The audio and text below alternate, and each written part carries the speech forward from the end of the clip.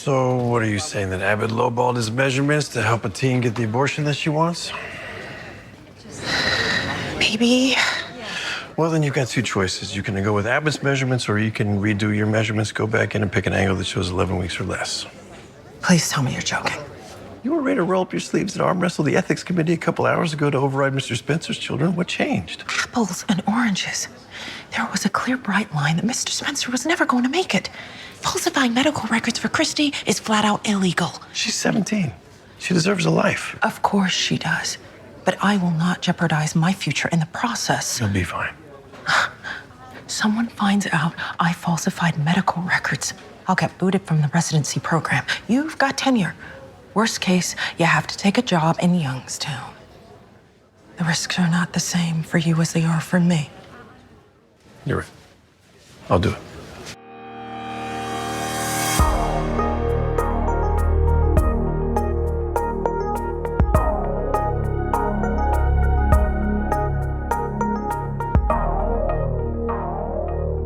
Hello, all. Welcome back to What's On Tonight, a podcast with elaborate, quirky, and unpredictable conversations about TV, movies, and more. I'm Becky. And I'm Mandy.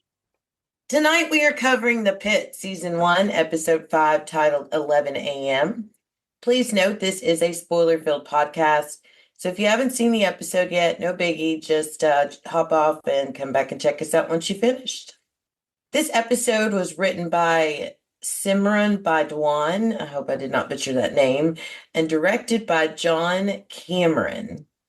So Mandy, what is this synopsis for this one?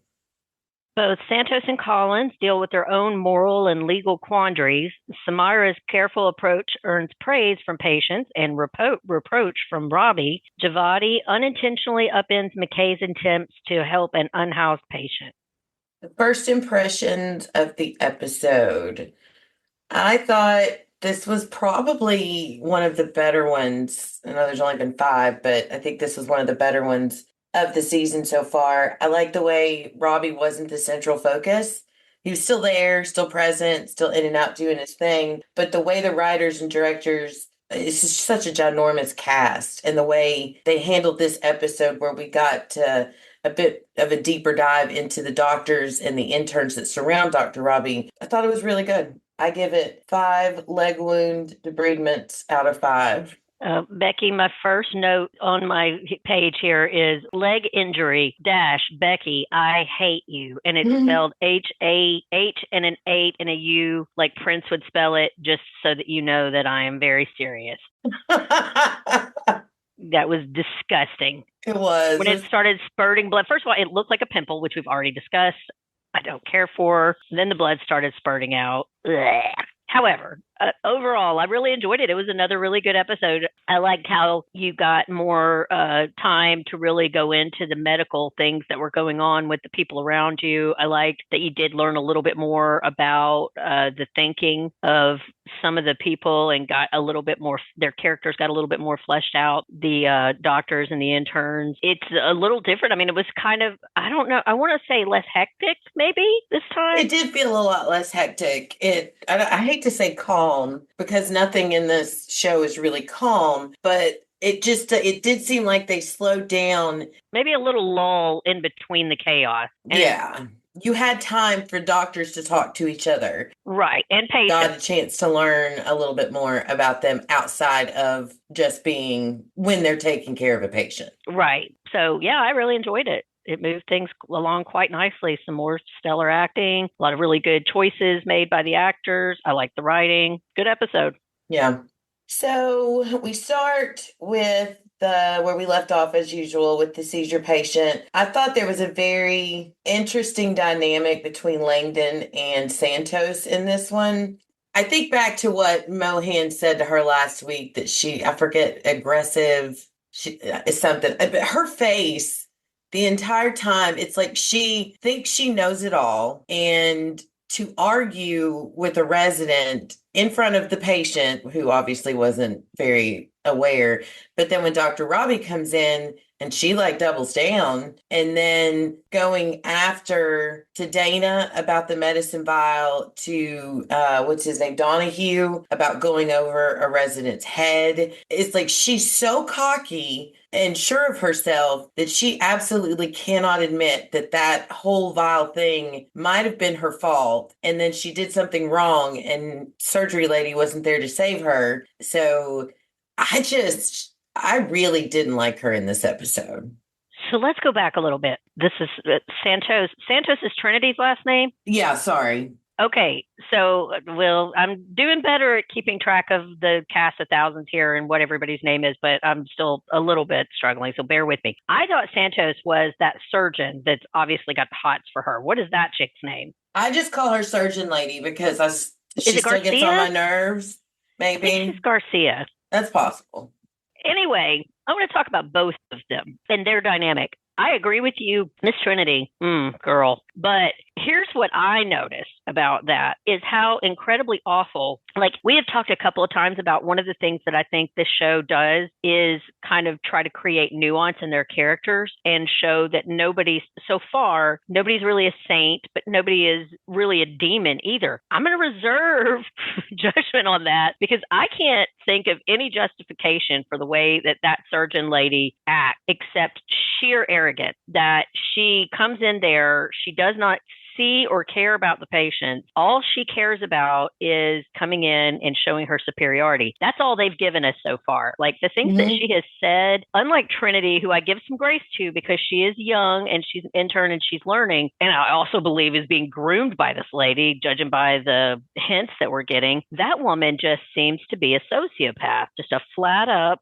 sociopath, which again, I go back and forth a little bit. Like before this episode, I was tending to try to give her some grace too, because I do believe in the real world context, surgeons tend to be less emotional and more clinical because of just the nature of what you have to do. It kind of attracts those type of people, and you don't want them especially overcome with emotion in very, very serious times when they need the steadiest of hands and brains. That being said, the things that she said in this episode and the way that Trinity seems to pick up on her vibe, I think that is what is, whatever their dynamic is, whether they're girlfriends, whether they're sisters, cousins, just good friends, whatever that secret relationship is that those two have, I think that's going to be the key to understanding why Trinity cannot be wrong. And I agree with you. Like, that was so cowardly of her, the way that she just was looking for any excuse to not make this her fault. And I hope that she's going to get over that and see the light before she ends up killing somebody. I hope so too. To start off the episode with her and having that small breakthrough last week where, she had good intentions, they were wrong. And then for her, I don't know. I would love to talk to this actress and get her thoughts on what kind of instructions. Yeah, that would be a really interesting conversation. But yeah, there's not much else I want to talk about with that particular storyline, unless there's anything else you want to add. I just wanted to note that Santos is falling lower and lower in my tolerance bucket. She just keeps going up and down to me because it seems like there's some forward motion on her character arc and her learning a little bit of humility. And then you have something like this where it just goes all the way backwards. And again, I do think that we're going to learn that whatever her chip on her shoulder is, it has to do with that woman's influence. And I'm really burning now for us to get more information about that because. Yeah, sorry to cut you off. I don't think what she's doing is solely because of that woman's influence. They've known each other for 5 hours. I don't know about that. Do we know that? Well, if you go back and look at the first time they meet each other, they don't know each other. It's unless, of course, the show could be red herring us, I think that's just who she is. I think that woman adds to her cockiness by coddling her when she made that mistake and brushing it off and then, giving her the knife to do that one surgical procedure. I think there is some grooming there, but based on the interactions that we've seen, I don't think Santos's actions are because of that. I just think Trinity's going to Trinity.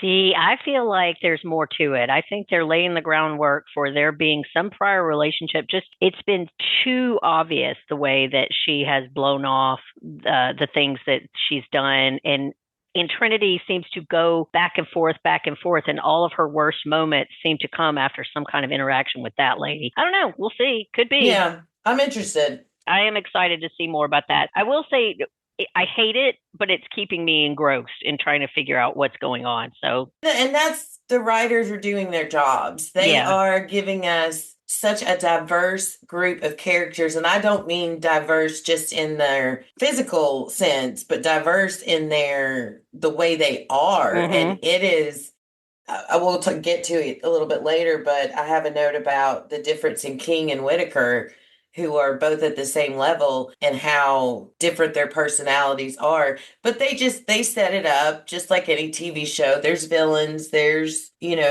your love and hate relationships. And I have a strong dislike relationship for Trinity, but she does keep me interested and curious as to what she's a loose cannon. What's she going to do next? So yeah, I'm invested in that storyline, and it better work out that one or both of those two get their comeuppance, or I'm going to riot.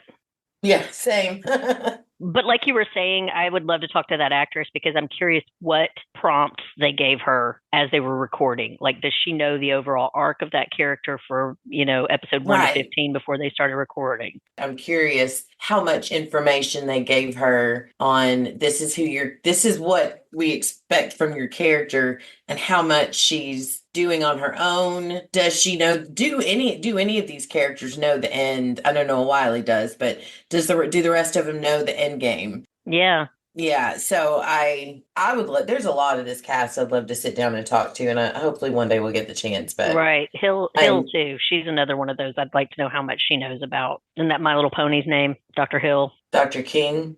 No, Dr. King. Why do I want her to be Dr. Hill? I don't know. I think that's like the third time I've called her that. It is. All right, so I thought the chemistry between Mohan and Whitaker, and then later Whitaker and Robbie with the two different patients, was amazing. I love the way they're pairing these residents up with their senior residents up with their residents. And I think this was a great pair. It is evident that Whitaker has got some confidence issues, as I think he brought them into the season, and then losing that patient, not being able to save him, he's obvious he still thinks that that's his fault. And I love what we got out of this episode, Trinity and Surgeon Lady excluded, is the camaraderie that these doctors show each other, and how they support each other. For example, Whitaker is like, he's skittish to take any trauma patient because he doesn't think he should do something.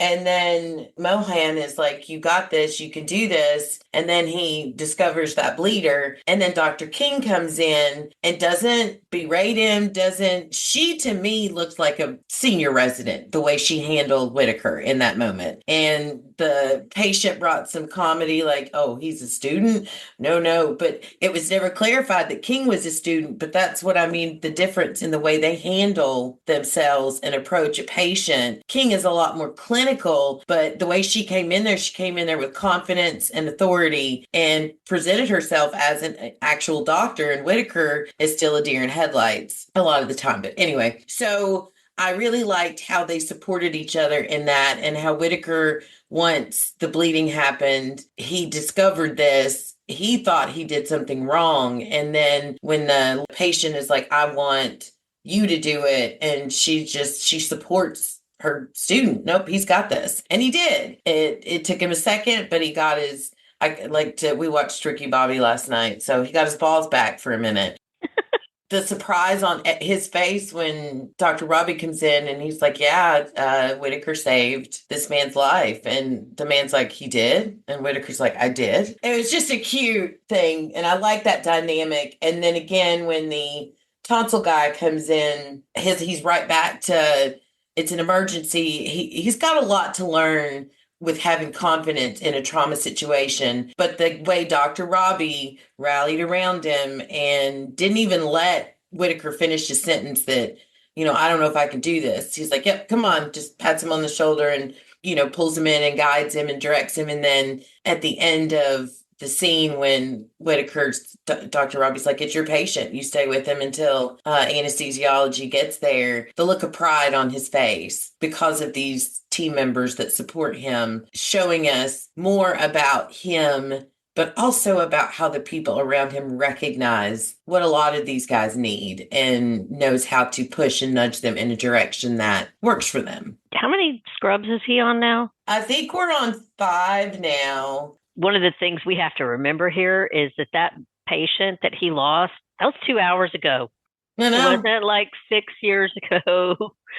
I have it in chart notes, but I'll go ahead and say it. Every time they say an hour ago, I'm taken aback because it feels like it's been days. Yeah, right. So I think that he is coming along remarkably quickly for someone who just lost their first patient a couple of hours ago. I do like watching the interplay with him. I thought that they initially gave him that abscess leg wound patient because his initial beef was that he thought that they were giving him the quote unquote easy job. What Mohan was saying is, hey, man, we got to take them as they come in, that this is something that's important that needs to be done too. And then one of the plot points was that this so-called easy job immediately became something more of an emergency. Right. As far as Dr. King goes, I think that it's situational. One of the things that I noticed, we've discussed in the past, do you think that that character is supposed to be on the spectrum? I stand by that. Well, I think we pretty definitively, like that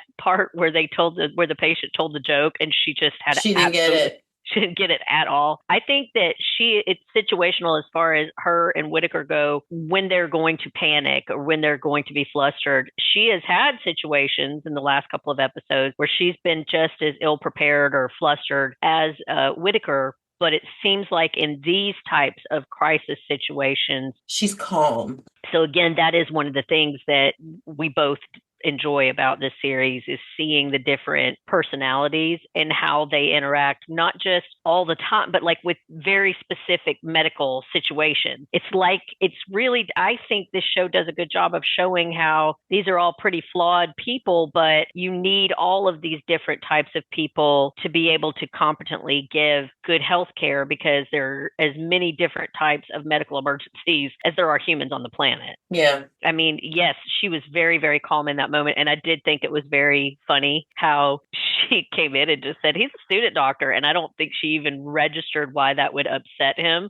Yeah. And it didn't occur to her the patient, and it didn't occur to her to volunteer that information about herself. And she just went about, solving the problem. And I thought that was very funny that he's sitting here freaking out and he thinks that like the day is saved because this real doctor is here. And yeah. I'm like, she's just a student, or not just, but she's a student just like he is. Yeah, it does make me a little nervous about going back. Like, I feel like I need to start asking for credentials when I go into the emergency room. Like, how old are you? What have you been up to? How long is this your first day? Did anybody die in the last 2 hours on your watch? These are questions I'm going to be asking going forward. You're going to have your own questionnaire. Be like, and we need you to fill out this paperwork. Be like, yep, going to need y'all to fill out this one. Mm-hmm. I want to get to talking about Mohan. I really loved her in this episode. I thought we got to see some really interesting parts of her personality, and I can't wait to talk about her and the couple where the one wife has sickle cell. Yep, that's going to be in chart notes. Well, that was poignant.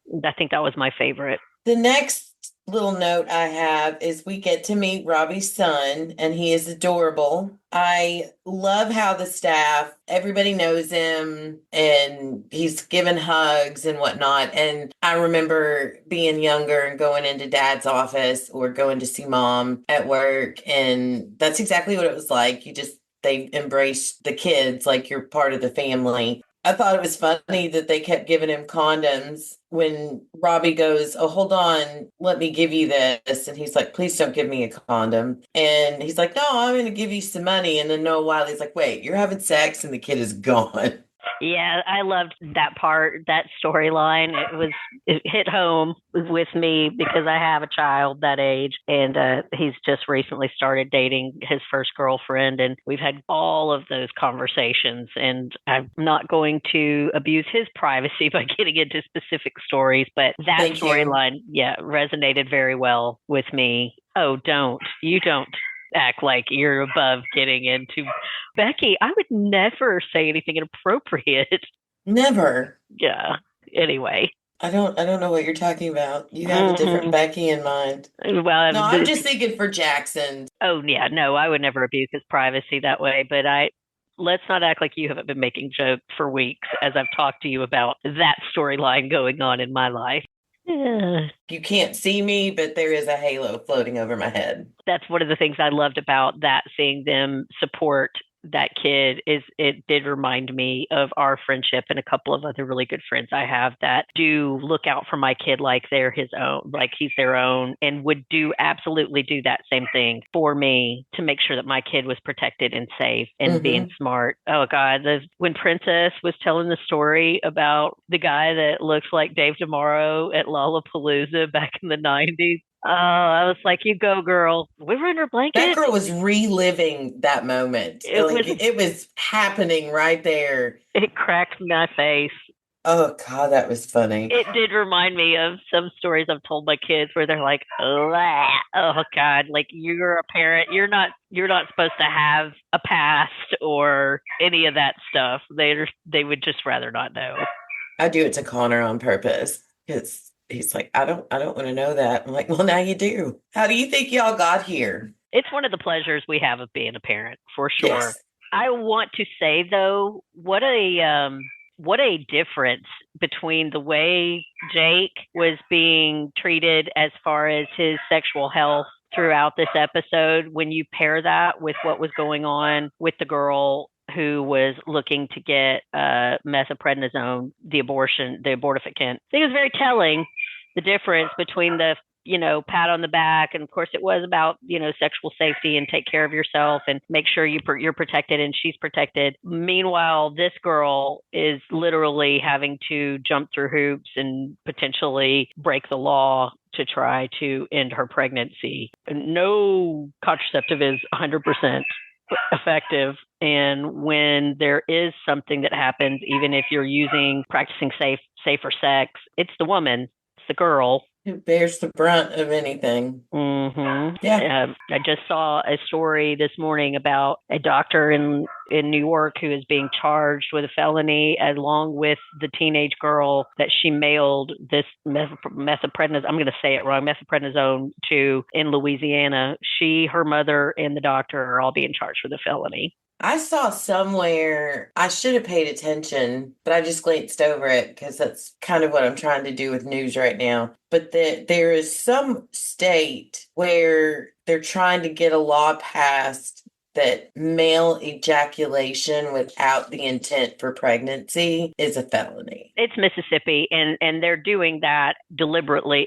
Oh, I know they're doing it deliberately, but I'm here for it. Yeah, me too, for sure. Like, you're going to put a woman to absolutely impossible winky fingers standards and how she can deal with her own body. Let's start regulating the man. Because it takes Agreed. two to tango. A baby doesn't happen because a woman just decides, I want to be pregnant, and boo, she's pregnant. Somebody had to help her along in that process. Well, and if you really want to get technical about it, Becky and I we're both Christians. We are both highly identify with our Christian identity, and because of our love of Jesus Christ, the real Jesus Christ, that it is in the red words of your Bible, who preaches empathy, compassion, loyalty, love, tolerance. If we want to get real technical, though, the people that I feel like abuse the Bible in their quest to strip us of as many rights as we can, technically speaking, nowhere in the Bible does it say that abortion or the loss of a pregnancy is a sin. However, it does explicitly state that male masturbation is a sin. Spilling your seed outside the womb is a sin. So if we're going to use the Bible as a legal book now, let's go all the way. Let's make it fair. The way. And that's one thing I do want to say. You brought up us being Christians. Please understand, I have a hard time saying Christian nowadays because that term is being abused in the Yeah. way Mandy just said. And I want all of our listeners to know we are the Christians who believe in what Jesus came here to teach us. And that's what Mandy said: mercy, love, compassion, kindness. To not just sit here and judge each other and you're right and you're wrong. It's to embrace each other and love each other and carry each other, not this bullshit, period. Yeah, I struggle a lot with my faith. I mean, there are times that I don't know that I even believe in an omniscient, omnipotent God. That being said, I love Jesus very much. And the reason that I love Jesus very much is that I went through, as I've talked about before, depression has just kind of been a lifelong thing with me. Sometimes are better, sometimes are worse, but the despair, like I remember in my early 20s when I was going through one of my longest and most difficult. It was the first time in my life. I don't want to hijack all this about religion, but I will say that it was the first time in my life, like when I was growing up, no matter what happened to me, no matter what was going on around me, something inside me, and on my better days when I'm feeling my faith more deeply, I am very grateful for this, but there was something inside me that I always felt like God was there. No matter how bad it got, no matter how terrible things were around me, I always felt like I had him looking out for me somewhere, somehow. And when I was late teens, early 20s, that was the first time I genuinely lost my faith completely. I could not feel God's presence at all, and it was miserable. But what I did through that is that I actually sat down and I read the Bible. And here's what cemented my love of, because before that, I would not have called myself a Christian. But reading what Jesus said about protecting the most vulnerable among us, about loving your neighbor as yourself, about forgiveness, about telling people that the good news is literally just that God created you, he knows you, he wants you to feel his love. That to me is the gospel. God literally just wants me to go out and tell people, I love you, I care for you. What can I do for you? We're supposed to be a servant. I feel like that has been completely co-opted by this group of people that are almost like the Taliban. Probably what most Muslims feel, that you have taken my faith and you have perverted it to do exactly the opposite of what my God tells me to do. The God of Matthew that preached the Sermon on the Mount about tolerance and love and blessed are the poor, and has been co-opted by billionaires to oppress and strip rights from the very people that Jesus came here to tell God loves you. So that is all I'm glad you brought that up, Becky. I want to clarify in case as we go forward, I mentioned being a Christian again. That's what being Christian means to me. Same. We can move on from that. But, I want to go back to Mohan, though. I loved her. She was amazing in this. Oh, you said we're going to cover that in chart notes. That's chart notes. Okay, good deal. So the next up is Dr. McKay, and this woman is incredible. I feel like she's an angel. I love this storyline. Imperfect, but she's just, you want to talk about what I think No, I think, you know what? That's a great point, Becky. I hadn't thought about it, but when I try to explain what I think of as Christian values, that's her. That is her. Yeah. She is not judging that woman. She is not over speaking her. She's listening. She's being empathetic. She's sharing her own most vulnerable points so that this woman can feel respected and loved, because that's what she needs more than anything. That's all that woman needs right now. Yeah. Put it as she needs a hug and someone to look at her and say, you're not bad. What you're going through is bad. I think that woman needed to hear from someone who had experienced some level of what this woman is going through. Yeah, that you're not your mistake, and that you're not your worst time. You're not your worst moment. That's why I went through that whole long diatribe about me finding Jesus in my worst moment, is that's what I want to be for other people. Is like McKay, she is a saint, and I try, but I don't have that much patience. And if people think of Christianity or me being an example of Christianity, that's what I want them to see, is that kind of heart and spirit. And I think she was the epitome of that. Yeah. And she knew just the right balance, the difference in oversharing and sharing just enough to make Sherry comfortable and safe and to trust her, and watching her, she's got this way of smiling through an uncomfortable situation, but not smiling as if I'm making light of your plight, but smiling as if I hear you and it will be okay, if that makes sense. Yeah. And then I was so mad when Javati bust in and started talking without asking a single question. She didn't even acknowledge the patient. She's like, did Kiara come here? And then Sherry's like, wait, what? And all that work McKay put in, Javati just came in and steamrolled. I thought that conversation between McKay and Javati was really well done, and how McKay educated Javati on what she did wrong and why that patient probably won't come back. But unfortunately, and that's a very powerful line, there will be many more. And then she calls Javati out for judging her. But did you notice that in that bigger parts of that conversation, she didn't say you to Javati. She said we, as in this is how we become better doctors. I remember from being a trainer many, many years ago how important they instilled on us that it's not you or I, it's we. And again, talking about the camaraderie and the way these seniors rally around their students, that was a big learning moment for Javati. And then when Javati was like, I'm not judging, and McKay is just like, no, you are. You've been judging me since since you saw this ankle bracelet. Yeah. And that's not going to get us anywhere. That's not how we're going to be good people, good doctors. I just thought that was such a great delivery.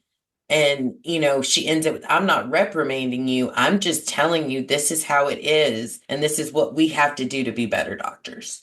Yeah. That was, again, really showed the compassion that character has for everyone. And that obviously, through what she shared with her patient about her own backstory, about, losing primary custody of her child, wearing the ankle monitor, whatever that whole scenario is, where we have to assume she's sharing custody with her abuser, with her child, and they seem to have primary custody because she's mentioned in the past that she was in an abusive relationship. You could see on that actress's face that she was angry. Like her first initial reaction was anger. But even with that, she pulled back to make sure that Javati heard the lesson and not the criticism. Mm-hmm. She pulled back to make sure that she understood, that she was as frank with her as she could be, but that she understood, like you said, that you're not alone, that this is part of growing as a doctor and as a human. And this is just a teachable moment. Take this and run with it, because you're going to see this over and over and over again. And it kind of was like, this was what I was trying to say with Javati last week when we were talking about her talking with the trans woman. I think all of Javati's intentions are good, but that's a lesson I know, me personally, I've had to learn in life, is that it doesn't matter how right you are or how good your intentions are. If you come from a place of superiority or judgment, or as if you're setting yourself up as better, or if that's even the perception, even if that's not what you meant, it doesn't matter what your intentions are. It's how they're perceived, especially if you're a doctor. Yeah.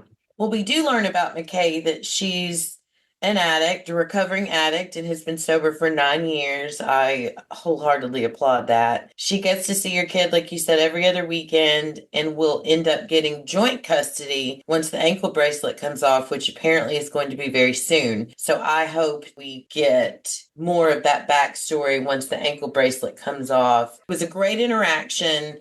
I learned something from her words, and I'm glad that she was fleshed out a little bit more, and we got a little bit more information about her story. So I thought that was a good section. I want to just also commend the actress that plays Javati, because she's doing a fantastic job with little dialogue, really. Yeah. Of relaying this girl's depth, being completely out of her depth, or the feeling that she's got that deer in a headlight stare down to an art, but you also can see behind her eyes that she's processing it and she's taking everything in. She's trying to do better. Yeah. It comes from a place of naivety, not ugliness or bigotry. Yeah. She's 20. She obviously has lived a very sheltered life with her, super powerful parents. And she probably, I'm not saying she hasn't worked for everything she has, but she probably has not had to deal with 80% of the situations that she's saying walk through this ER. And I think the moral of this whole episode was about is they're all learning and there is room for growth and you don't know what's coming, but you have to learn to deal with not only the patients that you're seeing, but with the people that surround you on a regular basis. And I think she's got the longest way to go because a lot of these other students have seen real world stuff and it's becoming more clear each episode that she has not. And I am very interested to see again if this is what she thinks being a doctor is for her. And if she does, how is she going to grow into being the doctor that I hope she can be? One of the things I thought Wendy said for last week's episode was that very likely if she was an academically advanced kid who graduated significantly earlier than her peers, she probably has never been anything. She's never really had anything like a normal peer group. And she's always been kind of an outlier and outside. She probably didn't have much of a social life. She's probably has a very small circle, if any, real friends. So she's just kind of a fish out of water. But that makes me see that character really differently. This week, I thought about that a lot as we were watching her, and I have a lot more empathy for her and her reactions to things. Yeah. Next, before we move into chart notes, I want to start this section by saying we finally get confirmation that Collins and Robbie boned. Yes. Made us wait till episode 5, but we got it. And she blew it off when Dana was talking to her about it. I love the Jane Austen reference. That was funny. That she's like, oh, it was a million years ago and it's not that big of a deal, which means it was recent. And it is a big deal. Well, I want to mention, I'm glad you brought up her interaction with Dana. That was one of the moments I really liked. It might be in your chart notes. I don't know that through this episode was Dana offering her to go get her a grilled cheese. Yeah. So that she could, because she knew that she probably needed something in her stomach. In pregnancy, if you don't eat very often, you could get really sick or off kilter. I thought that was a really nice moment in there. I like their friendship. I do too. So we were correct that Abbott did alter the numbers on the ultrasound so that the girl could get an abortion. Like you had a hard time last week or week before articulating what you felt about that whole episode. I'm just going to read my notes and then we can discuss it if you have anything to add. I think this was the most interesting storyline of the episode because we are seeing Robbie walk a very fine line between morals and ethics. The Dr. Collins argument was very strong, and I am grateful that we got to see a strong Black woman, that her future is at risk. His is cemented, but if she makes this choice, and one she seems not to be totally on board with, that it could cost her her career. And she points out the risks aren't the same for the two of them. And I thought this spoke volumes, especially given what has happened over the last week. It's not only about her job, but for women as a whole. Things are, we just talked about it earlier with the men, the woman bearing the brunt of dealing with an abortion when it took, a man was involved, but it's always the woman's the bad person or whatever, for whatever choice she chooses to make. And I'm glad they pointed that out. And I am glad that he acknowledged that he heard everything that she said. Yes. So before we move on to the rest of that, do you have anything you want to add to that particular moment? I thought a lot about what I wanted to say and what I didn't want to say. I didn't come to any real conclusions about it, but it's tricky. It's very layered. I think they're doing a good job of telling this story and pointing out all of the different complexities of a situation like that. I still consider myself a pro-life person in that I believe in the dignity and sanctity of human life completely. That being said, I, as you know, have changed very much in my opinion about how much government should be involved in that situation. Because back when I would have told you that I believe abortion should be illegal in every situation that wasn't a medical emergency for the mother or didn't involve incest and rape. What I never envisioned, I was breathlessly naive. What I never envisioned was a world where these choices were not being made by doctors and patients. They were being made by men like our current president and the people that support him. And I didn't envision a world where men would seriously be talking about taking away the right for a woman to do that in any situation. There are some of these people that talk about taking away our right to vote. I mean, it is a real concentrated, actual happening war on women that is not hyperbole. That's not even really debatable. Fact. It's what's happening. They're and not it's even just subtle women. about it. It's people of color. Mm-hmm. It's the LGBTQ plus community. Based on what the facts, what is happening, there's a solid chance. And I said this the other day, the only people safe in this country right now are straight, white, predominantly rich white men. I mean, that's just facts. Yeah. You look at him trying to take away MLK Day, Pride Day, to suspend all of those things. Anyway, back to your point. I'm sorry. I will not go off on a rant right now. No, that's exactly my point. Is it's scary and it's horrifying and it's really happening. When I heard them discussing the fetal age of that baby, it was hard, honestly, but I'll be very honest. It was hard to hear him discuss that this fetus already had a head and a butt and it was that far along. You know, I've been pregnant twice. I know that at that stage of development, there is a strong heartbeat. It was really hard for me to hear them discuss it like that and know that his entire intent was to lie about how far along that fetus was in order to get this girl a medical abortion. But it's just, it's complex. And, you know, whereas Mandy from 6, 7, 8 years ago might have been outraged and feel like they were simplifying this or glossing over, you know, what happens in a body. And when you are pregnant, the Mandy of now, if I had to pick, I would fall for letting that girl do what she wants to do at this point. And, you know, I don't know. It's an interesting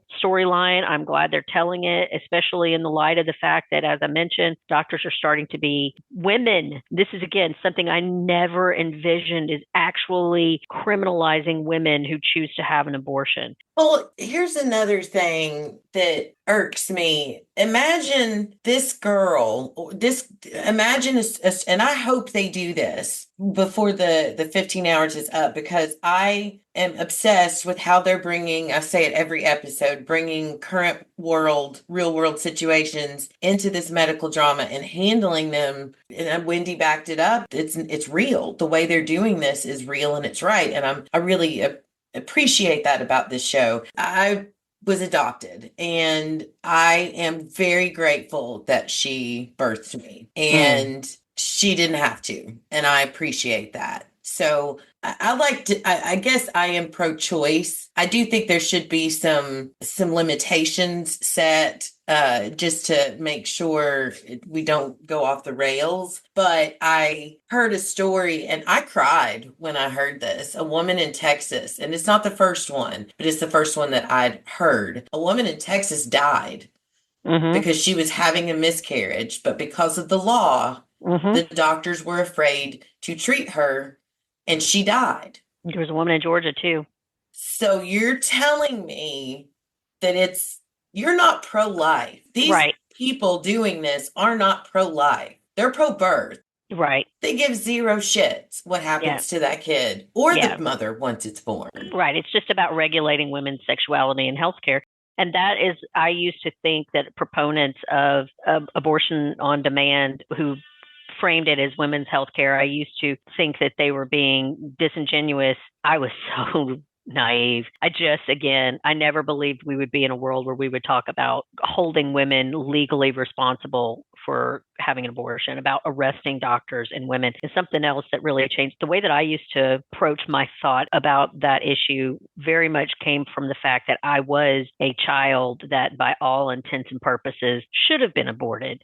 My father left before I was born. My mother was a teenager. She had just graduated from high school 3 months before she got pregnant with me. I have been grateful every day, no matter what happened in my life, no matter how bad things were, that my mother made the choice to keep me, even though that must have been very, very hard for her. And we were, again, very poor. Like all of the arguments that a lot of people usually give for, why it would be better off for some women to have an abortion, poverty, things like that. It always felt insulting to me because I was the poster child of all of those things that they said these children would have to endure. And yet I was still very grateful for my life. But then I had a daughter, and I had to start thinking outside of just my circumstances to what would I do if my 12-year-old were raped and her body is not even ready to have a child, and that really is part of when, and all of that, and my daughter's coming of age there really started to coincide with this current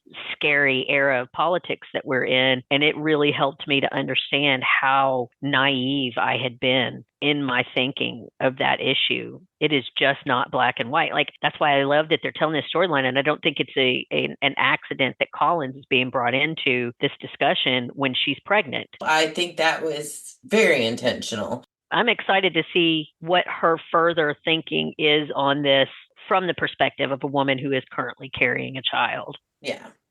So we talked about it last week with Wendy. There's something odd about the mother and daughter. I think you mentioned you thought it was the mom who really wanted the medication. Well, we find out why there was something weird. Yeah. Because that was not her mom. That's her aunt. Yeah. And her mom obviously is not for this. And I think that brings up a whole different conversation, and it makes for a very great cliffhanger, because I'm very intrigued to see how this plays out. Yeah, that's what I was trying to get at. Like, I hope that they're really going to, it is just like the far right has hijacked this issue, and they have tried to make it black and white, that this is always a choice of you are killing a baby, and that is the fundamental end of the day. There is absolutely never a justification for that. And I hope that they really dive into how incredibly complex this issue is and why it is abhorrent to have this one-size-fits-all solution for something that happens to so many women in this country and girls in this country. I hope they really dive into maybe the moral ambiguities that Collins may be having. I hope they don't make the mother a cartoon villain. I hope she shows some growth, or at least is given the chance to expand on what her thinking is, and that it's not just some kind of cartoonishly evil, stance against abortion, even if it's bad for her daughter. I'm definitely on the edge of my seat. I want to see where they're going with this. And given that they pick up the next episode with where they ended, I think we're going to get to dive right into that. And I can't wait. Yeah. Unless you've got anything else to add, we can move on to chart notes. Nope, I think I'm good. Earl was my MVP this week. Earl is the patient that keeps wandering into the waiting room looking for his sandwich, but don't give him an egg salad sandwich. And his comment to the hateful waiting guy when he says they took me back there to stick a GD thermometer in my mouth, and Earl's like, repeat vitals every 4 hours. Yeah, Earl's a regular. That was just so cute. Ginger, the elderly woman who fell, was adorable. Aww. I loved how sweet Dr. Robbie was with his interactions with her.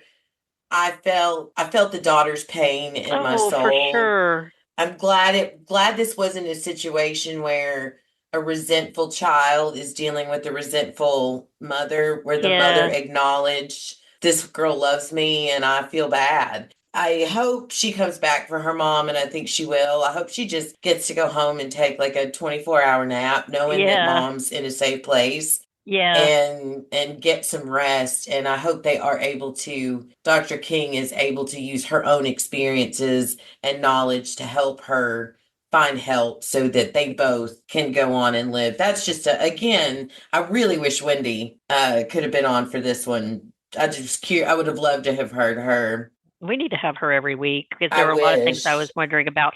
That was great. I loved that. I'm glad you brought that up because that storyline was so sweet. One, I think that little lady and Mona need to get together. Is it Mona or Myrna? Myrna. Myrna, who, by the way, we find out is chained to her. That's my next chart note. I think they should get together and have a buddy comedy. I would watch that all I day would long. watch that. And Earl. Yeah, Earl, Myrna, and that little lady. That what was her name again? The little lady.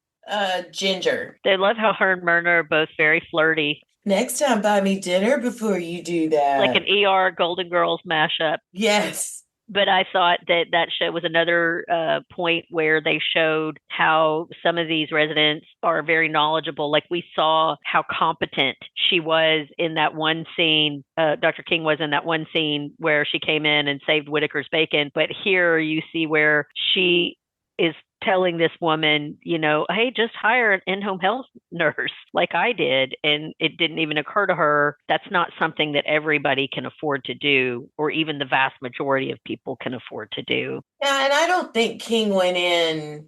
She wasn't trying to be. No, not at all. It's again, I think it's her matter of fact It's a approach teachable to moment. things. And when that scene was almost over and she's like, I just told her to take a break. I didn't mean for this to happen. Right.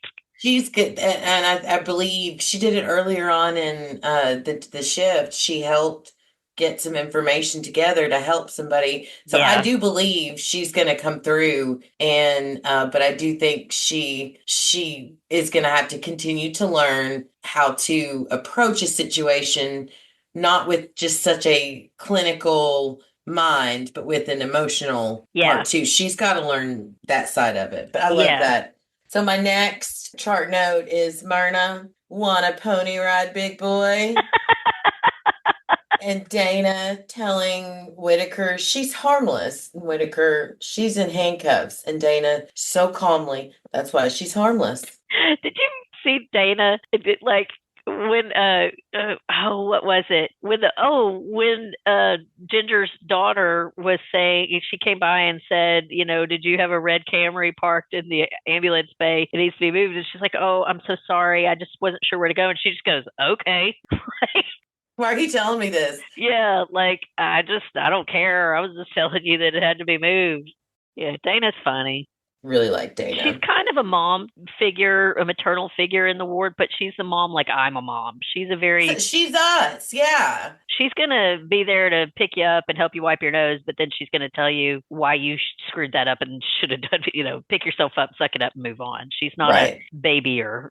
So 2 more sets of scrubs, bite the dust. I noticed when he went to put his card in and ended up with the blue scrubs that he only has so much left on his card. I think he might be walking around in some strategically taped together hospital gowns before this shift is over. And F you to Trinity for again calling him Huckleberry and then making fun of the fact that I guess blue scrubs are nurses and then being dicky like, oh, you got demoted. No, nurses are good. He is going to get that fall from that high horse. I think is going I to look be forward to that fall. Next up is the sickle cell storyline. I thought it was heartbreaking watching her have to be intubated. I know you'll have more to add, but my notes real quick. I just look forward to Mohan finding that right balance, being with her patients. I love how Dr. Collins told her to keep doing you, Mohan, and apologize to her for the nickname. That was very sweet. What I was going to say though before we move on from the Scrubs thing is that it very much reminds me of when I used to work at the restaurant that we used to work for. When I would work, you know what a pig I am anyway. I'm not very tidy. I'm kind of like if I wear something white, it is immediately going like I could be in a pristine bubble and somehow mustard would jump into the bubble and get on my clothes. So same. I sometimes would have to change my shirt 2 or 3 times if I was working a double, and still by the end of the night I looked like I had just dumped a thing of honey mustard all over me. So that I was feeling some empathy for Whitaker with that. Run him through a car wash. He needs to be the 3-compartment sink. He needs to be washed, he needs to be rinsed, and then he needs to be sanitized. Yeah, and then just stick him back out I'm there. worried he's got at least 5 new diseases for every pair of scrubs he's lost. Something, and it's always on his face. He needs to be tested for everything in the world before the end of the shift. But anyway, moving on. Is there anything else you want to say about the sickle cell? Yes, I just want to talk about how beautiful that relationship was, how sweet. I just love Mohan's interaction with those women. And I love the women, that love that they feel. Yeah, they're just such a good, sweet little couple. And I loved how Mohan told them that, she absolutely didn't mind their displays of affection, that she didn't get to see a loving marriage like that when she was growing up because her dad passed away. I love that we found out that she's doing that study. Yeah, that's a good one. That explained a lot more about her character. And why she's staying with certain patients for such longer periods of time. Yeah, it really explains a lot. I do think we need that. I honestly think, though, it may turn out that she finds that she is more, I don't know. I went back and forth with this because I thought for a minute, maybe what Mohan's journey is going to be that she finds out that she really is better off in a specialty. But then I started thinking we need people like that in ERs too. Like she got 2 very different messages from Collins and from Robbie this week. One, Robbie telling her, we got to save this woman's life. You got to stop trying to be your friend. Which he was right. That was not the time to drag her heels. The time to drag her heels was once the intubation happened and she stayed to make sure that the spouse was comfortable and fully understood everything that was going on. That's why I said earlier, I think her arc is going to be her finding that balance between being the doctor who has to make certain choices quickly and then balancing when there's time to be the nurturer that she wants to be for her patients. Mm-hmm. I think that's going to be her arc. Maybe. Yeah. I mean, because again, I thought maybe she would discover that, but then I started really thinking because there is such prevalence of people of color receiving inadequate health care and not being listened to, it's absolutely crucial that we have more people like that in emergency situations, especially so that they can be advocated for. But she definitely got 2 different messages. Like Collins didn't equivocate. She just said, don't listen to Robbie. You are doing exactly what you should be doing, and you're doing it the right way. You doctor the way that you want to doctor. I agree with you. Keep in mind, Collins wasn't there when this woman was about to crash. So, and she needed to, time wasn't what they needed. She needed to get that consent form done. I think if Collins had seen that, her message would have still been, you do you, don't let you go, but know when there are times that you have to go. I don't know that, Becky, because here's what I'm thinking is that the reason that it showed them, those 2 individuals specifically giving her 2 very different messages is because, and you may be right, like if they had written the scene so that she was there for that, but I think that they deliberately chose to show Mohan getting 2 very different messages to them because it further illustrates how these 2 characters, Collins and Robbie, obviously have some attraction to each other and a lot of respect and love, but essentially they are 2 very different people when it comes to some of their ethic and some of the ways that they see medicine. I agree. I completely agree. And I think that she needed to hear both of the messages. For sure. Yeah. But we'll see. Again, I know we've talked about this before, that sometimes I think they're throwing out red herrings here where they just want us to think it's going to go a certain way and it goes another. And also, before we move on from them, I want to say that I love the wife's name, Ondine. I thought that was so pretty. That is a pretty name. Yeah. I don't know why that stuck out, but I really like that. That was beautiful. Last chart note was disgusting watching poor Whitaker try to get the head and neck people to come down and look at this kid who's bleeding to death, basically. And they wouldn't do it. They didn't want to do it because the surgery was done at a different hospital. Oh. That is just another problem in our healthcare system. And it just really pissed me off. But I loved Whitaker's, like, what am I supposed to do? Put him in an Uber? Right. And then at the end, after, after he Whitaker saved him. helped and got his got confidence back, and he's like, so I guess it's okay when the head net guy does finally come down, and Whitaker's like, so I guess I can cancel the Uber, and the little grin on Robbie's face, it was just like his That little was like, boy is growing up. Yeah, yeah. it was, I loved it. His little high five moment. That is my nightmare. The only thing I really have to say about that entire storyline is, as a parent, that terrifies me. My kids have had drainage issues when they were kids, and about the time that Ava was small and I think Jackson had just had tubes put in, and she never had to have tubes, but they were talking about potentially removing her tonsils at one point. And this little girl in our community named Ava, who was the same age, died from that very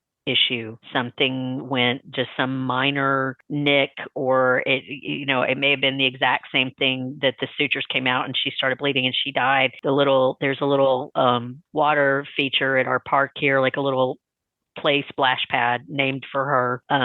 And that's always stuck with me. And just within the last month, Ava has started talking about, my daughter Ava has started talking about wanting to get her tonsils removed because she keeps getting these throat infections, and that is my nightmare. I'm only even pointing that out because I don't think if she listens, she's gonna listen to this because I don't want to freak her out even more. But it's really scary. I mean, even routine surgeries like that can go bad, and it's really frightening. Yeah. Well, anything else that you want to discuss about the points or chart notes in the episode? No, I'm good. All right. Well, my final thoughts are pretty much my early thoughts. I just think this episode did a great job highlighting the supporting cast, taking a step back from Dr. Robbie being the primary focus, giving us a chance to see more of the med students and their teachers as they handle some interesting cases. The writers, once again, have brought more real world issues into the forefront, and I am so curious to see where they go with what they got. Yeah, same. We're really getting into it. This is the third of the way through officially after this last episode. So I think the next 5 episodes are going to be really meaty. Ew, gross. I don't really even like using that phrase. Ah! Yeah. Y'all, she yelled at me in episode 1 or 2 for saying before we get to the meat of the episode. So Oh, and I I feel just did it again. vindicated. Ugh, gross. I wish I hadn't said it. But yeah, no, loving it so far. Really good, really, really good episode. Well, I am excited that we got a little bit of feedback. Mandy, do you want to share it? Yep, Anita on Facebook said, okay, so Whitaker is on his 5th pair of scrubs now. So I guess that's our answer. Yeah. Yes. I responded to them on Facebook and was made a joke, and she did respond back saying that if that were her, all the experiences, she would have been catatonic by now. Like, I think I agree with you. So thank you, Anita, for writing in. And also, I noticed that Anita did share our podcast information on her page, and we greatly appreciate the support. And I do also want to give a shout out to the Pitt fan page. Am I getting that right? Mm-hmm. Mandy introduced them to us, and they've acknowledged our existence, and we're getting some new followers from them. So thank you and hello to the Pitt fan page. Check them out on Facebook. If you would like to leave us feedback, say hi, or I don't know, or if you've got any thoughts on anything that we talk about, if it's things that aren't fully related to the show, or just, we'd love to hear from you guys. So, please email or send us a voice message as an attachment to what's on tonight 2 at gmail.com. And that's what's on tonight and the number 2 at gmail.com. You can visit our Facebook page where there will be a post for the next episode. And there you can leave feedback in the comment section like Anita did, or you can send us a message through Facebook Messenger. We can also be found on Instagram at What's On Tonight Podcast and the number 2. We would greatly appreciate it if you'd leave a review, comment, like, and or share on your podcast listening app of choice. So let's head on over to the doctor's lounge for a break, and let's talk podcast recommendations and anything else we might want to share. What do you got, Mandy? I'm yet again, I don't really listen to as many podcasts as you do, but I will say that if you are struggling with any kind of internal rage at the rollback of women's rights of this country, listening to the Snapped podcast can be very therapeutic. I could see that. Leave it at that. I won't go any further into it. I feel you.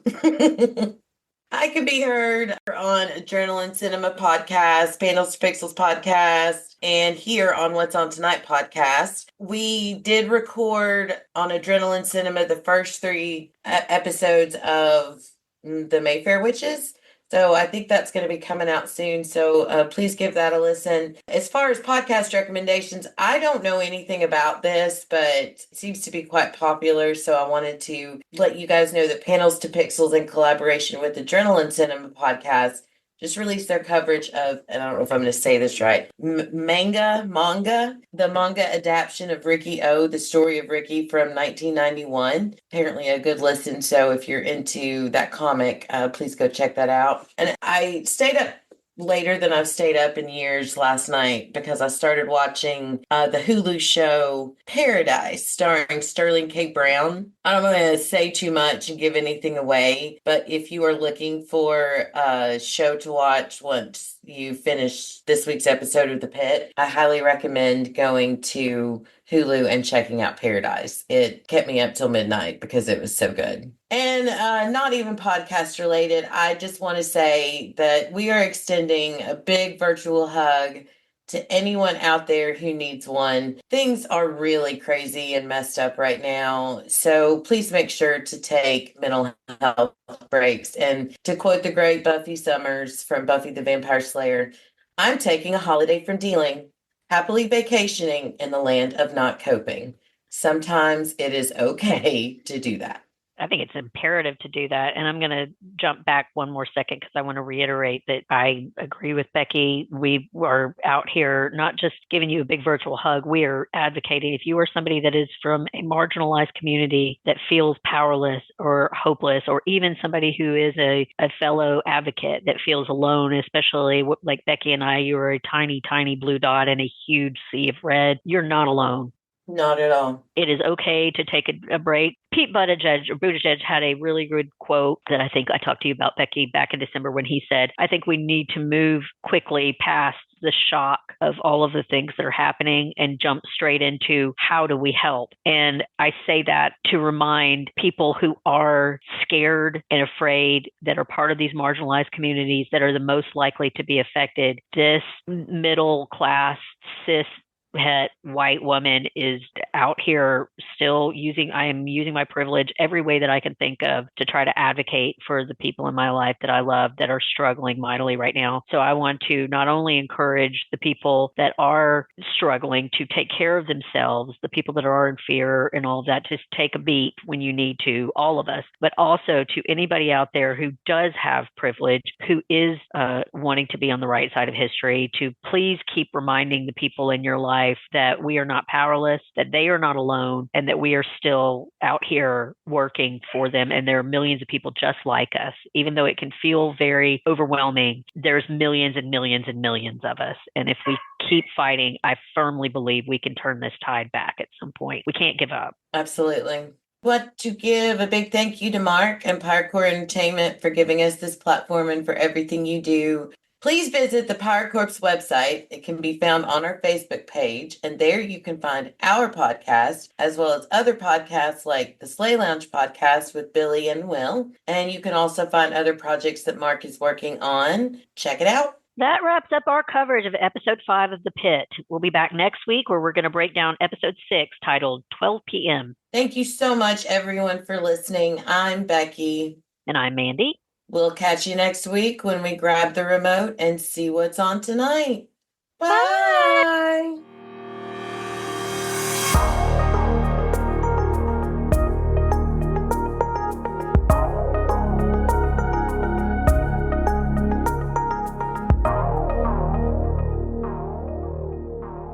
I can't wait to get into the meat of next week's episode.